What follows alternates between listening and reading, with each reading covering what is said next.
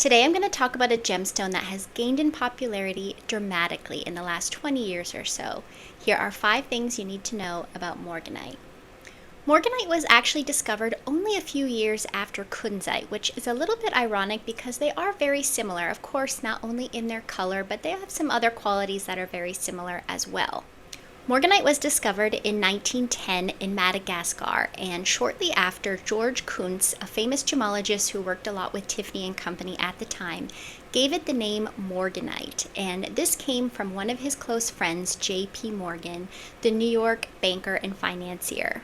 This was definitely a bit of a favor from George Kunz to J.P. Morgan, and this is because J.P. Morgan was definitely one of the biggest gem and mineral collectors at the time, at the turn of the century in the early 1900s, and he had definitely dedicated a lot of time and, of course, money and other resources, large portions of his collections to museums and other things that George Kunz felt was very important for the industry. As I mentioned, Morganite is actually the pink variety of the species beryl.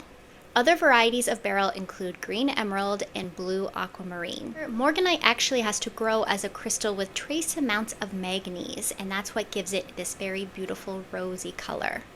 Just like aquamarine, Morganite is about a 7.5 to 8 on the Mohs hardness scale, so it's definitely a great stone for engagement rings, which is kind of how it became so trendy in the last couple of decades, and it's definitely suitable for everyday wear. The thing to know about Morganite is that finding it in very saturated, intense pink colors is very rare, especially naturally.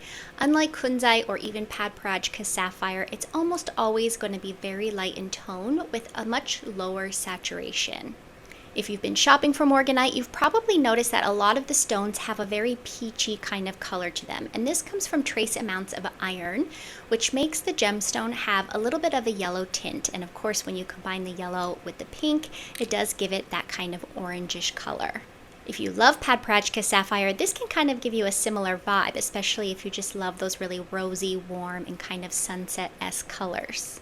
However, you'll also probably notice while shopping for Morganite that the highest qualities are definitely considered the stones without any yellowish tint and the most saturated and kind of rosy pink color as possible.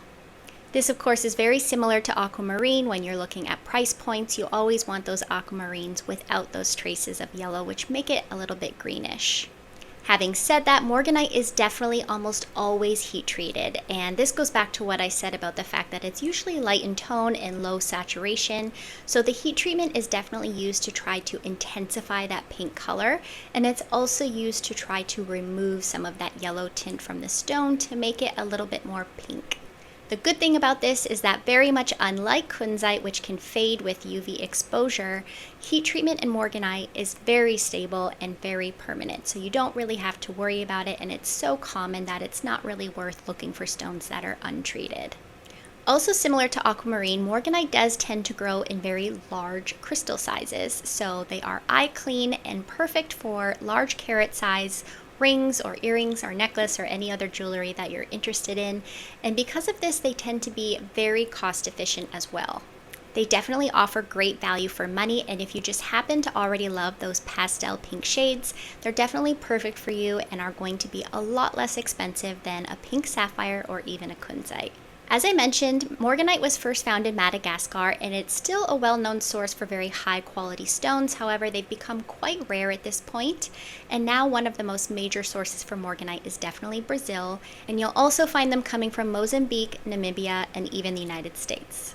Thank you so much for watching. If you have any questions about Morganite, please feel free to put them in the comments below, and check us out on Instagram at Winston Gems and Jewelry.